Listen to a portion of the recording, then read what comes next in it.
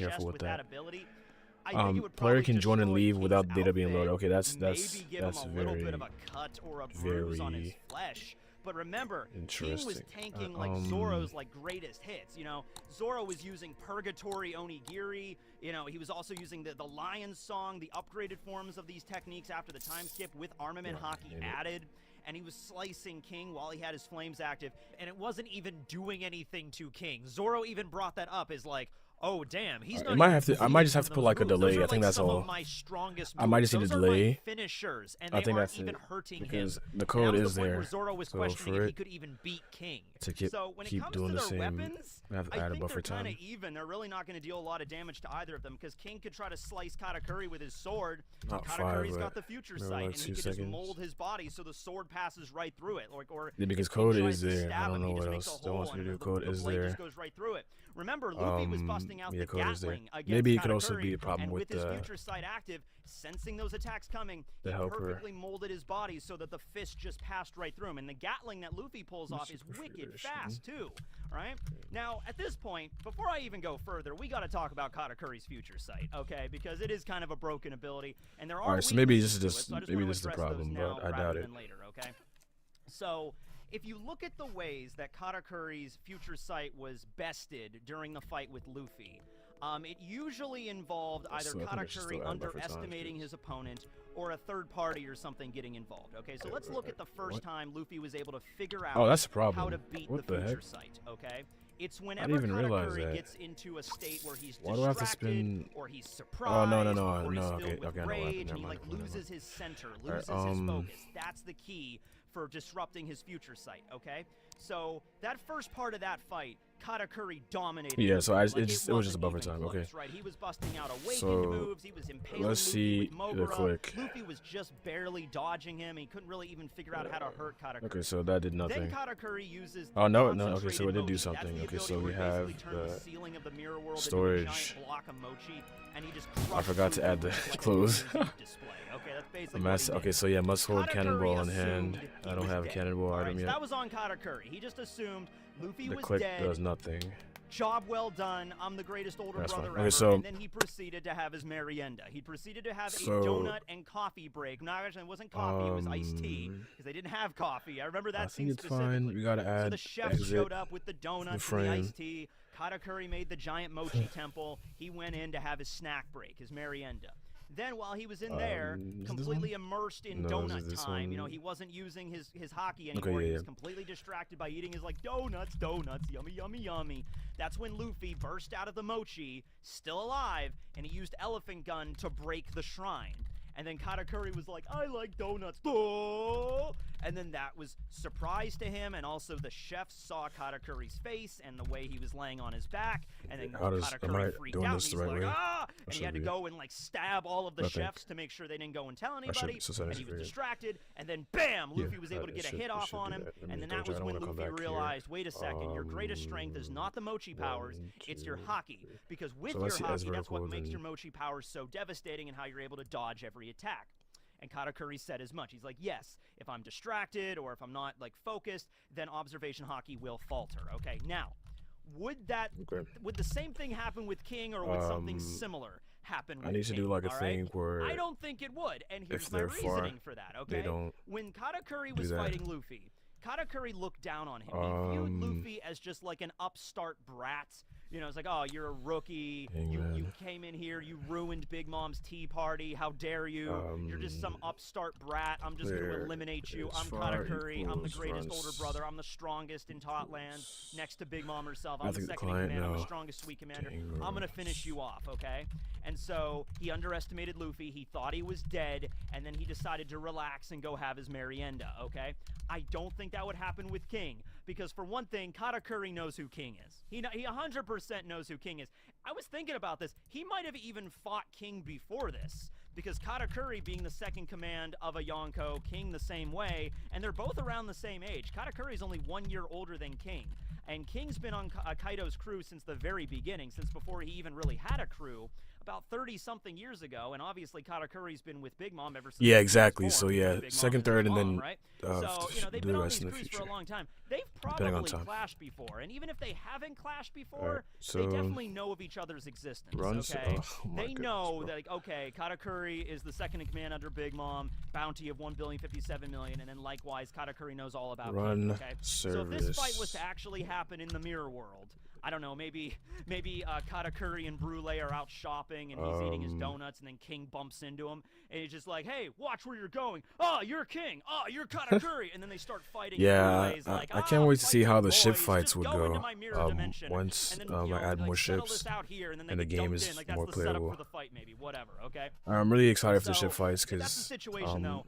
you'll see when I fire the cannonball, you see how like the ship stuff like, all right, I'm and just how gonna like it finish interacts off with the King sea. in You'll just see. a couple of So, seconds, and I'm gonna have my snack time. You know, he's not gonna do that, right? And even if Katakuri and this is all has practice King for kinda Pirate down Beast on his 2. knees, Pirate and it Beast looks 2 like should he's be like defeated, a the same thing evolved that he did form of with this Luffy, one. like he buries him under a giant Outcomes mountain of players mochi, fire and because he's one like, all right, says there we go, I connect beat him. function. You know, I don't Some think say pass Katakuri's local just gonna pass turn and walk time. away from that. All right, this is King Equals we're this. talking about here. This is the second in command of Kaido's damn fleet. All right, yeah. Delta Katakuri's going to time be plus way more equals focused at the beginning of this fight than he was with Luffy. Delta Now, time. remember, the Luffy and Katakuri fight lasted over the course of like 12 that's CC. hours, I'm doing if this not incorrectly longer. already. And by the end of All right, that fight, if Katakuri took Luffy way more seriously. He respected him a lot more. But at the beginning, that was kind of what screwed Katakuri over because he let himself become vulnerable, and Katakuri. If rig that okay? primary part, that position minus he would go into it, and it's possible reference, that King, though, on the other hand, might already know about the weakness of Katakuri. Okay. Katakuri might, I mean, King might. This is confusing because they both start with the letter K, but King might be like, all right, your greatest strength is yeah, I'm gonna just leave it like that because I feel I don't want to go back. That's too much. I'm not gonna go back. I don't even need these either. Then if that's the case. So I'm gonna just have. If you want to close it, just click the close button. I'm not gonna add that quality of life. Main goal here is to figure out some way to get Katakuri to falter so his future sight doesn't so work, that's and then I can good. deal a hit on him, all right? Now I need to make sure that it's actually. So I need to add a cannonball item. It would be a lot easier to do that. I'm gonna just do this real quick. I can either do it with a crate.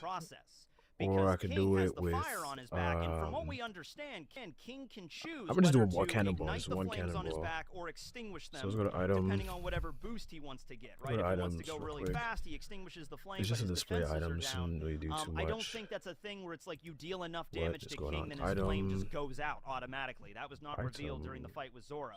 Every single time Zoro was Apple? able to hit Hello? him, it was because like, he what's extinguished going the on? flames and he was moving Alright, really so fast, item, and Zoro was still able to hit him, right? And then the final so move that he we have used when he consumables, was, I think the miscellaneous, flames right? were on when he used So that yeah. giant, you know, the Koyu We Dawn, the have giant flaming dials, dragon magma explosive, thing that was medical, attacking monetary, Zoro. paper At that point, scrolls. you could say Zoro had Enma, and he was using the Conquerors and the armament combination, the Ryuo combination, the same thing the Emperors do. And I think just through the sheer, pure strength of that Conquerors and armament working together with the Enma, that was able to slice through King's defenses regardless of whether or not he had his flames up, okay? So that's the way I view it there. I just think that, like, in this kind of fight here where they're both more laser focused because they respect each other and as that can enemies, also as like a major threat, can it's be going to be a lot dropped harder the for tool. Katakuri to lose his focus, okay? Actually, no.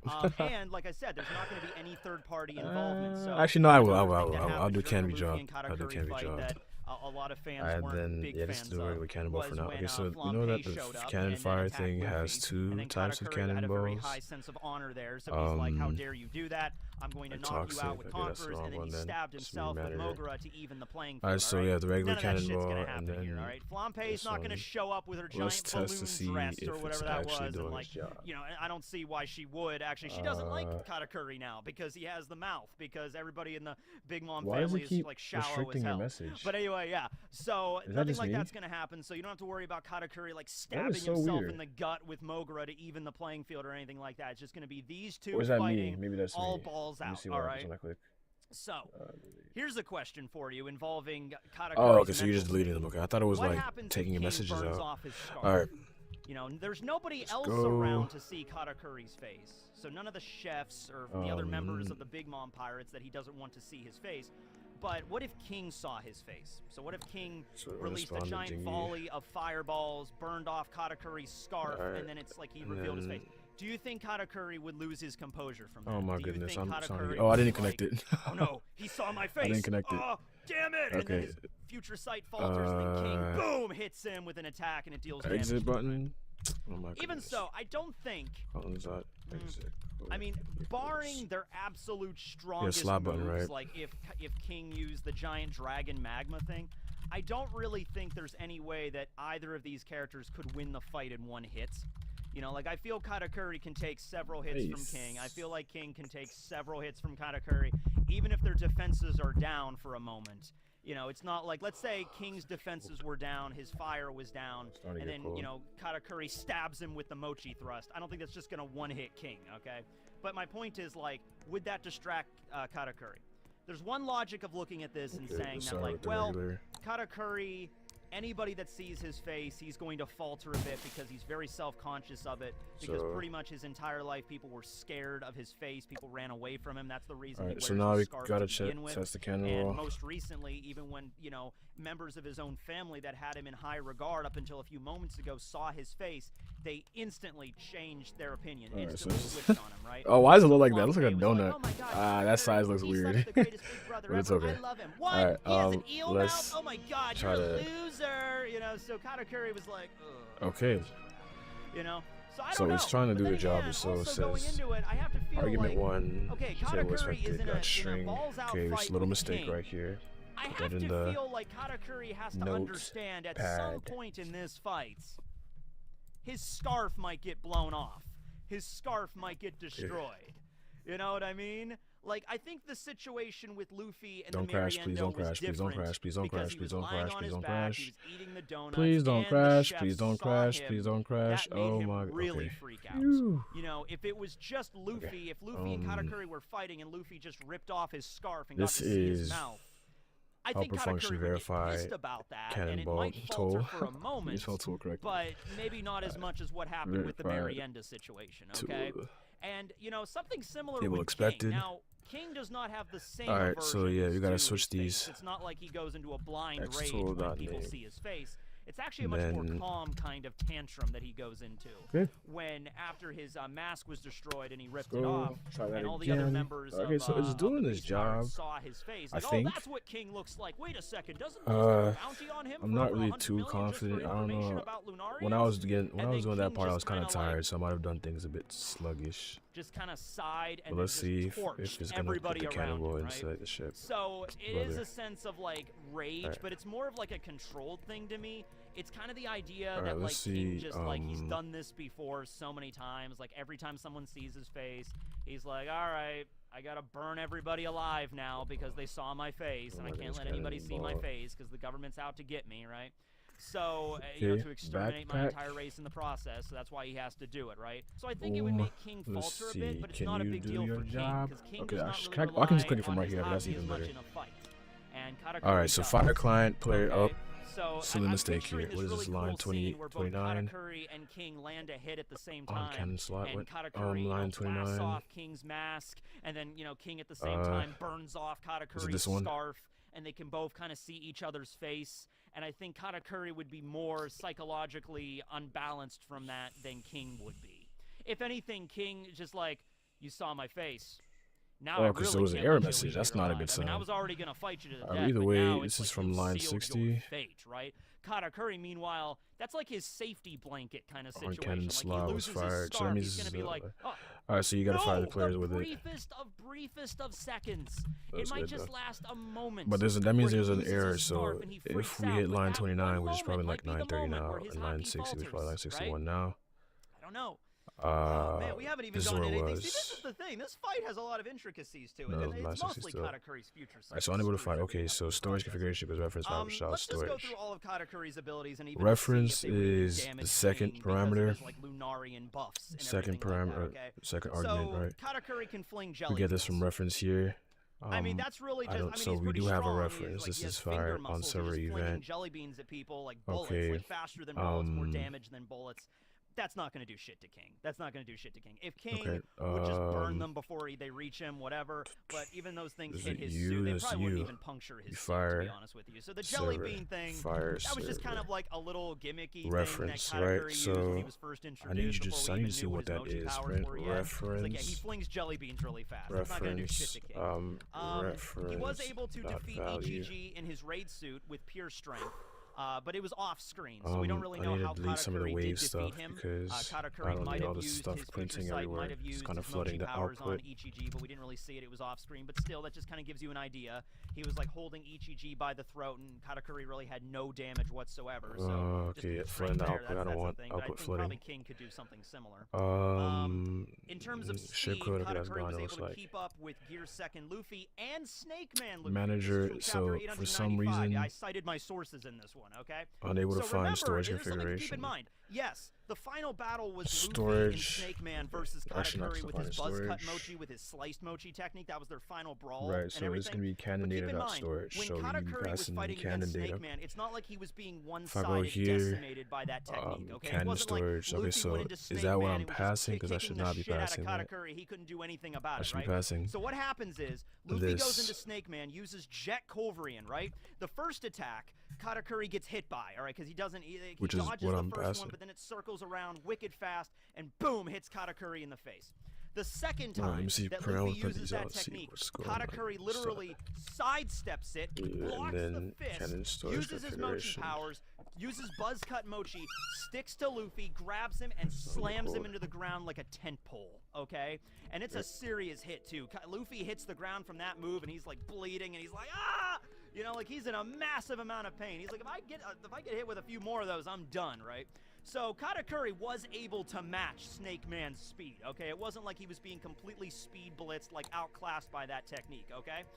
Now, in the final clash, when Luffy was using King Cobra, and then Katakuri turned into a donut and was like speeding down like Wheel Kirby and then transformed into the giant club to like hit Luffy with, both of those techniques hit at roughly the same time. For it I want to say Luffy was just slightly faster, so his technique hit just a modicum, a fraction of a second or so earlier. So Luffy's attack hit Katakuri a little earlier than Katakuri's attack hit. Oh, okay, it did it. Okay. I don't know what the problem was before, but it did it. Okay, so it did it. It did it. I see the thing here, but it's not the right name. Why is it not the right name? Alright, is it just called value? Maybe it is just called value. That's the problem. Alright, with that being said, Katakuri's speed is pretty damn impressive. With a Snake Man that's not gonna, it shouldn't be named value. Okay, but it did it though. We're making progress. Making progress. When I place it inside the storage, I can't see him at all. You know, nothing like that. I think Katakuri can keep up with him.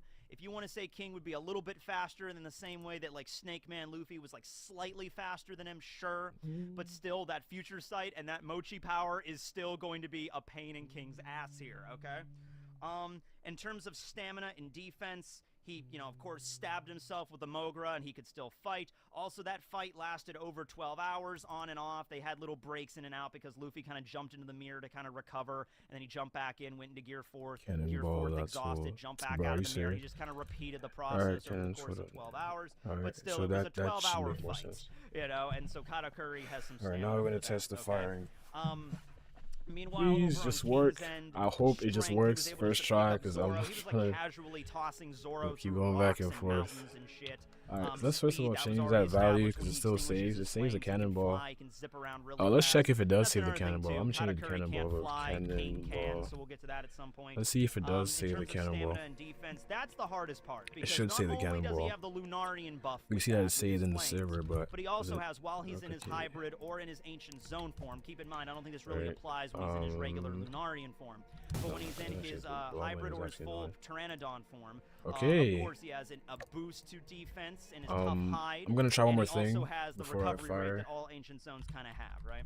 And Zoro even brought this up. Zoro even mentioned like, oh, so you're like a dinosaur with a really tough hide.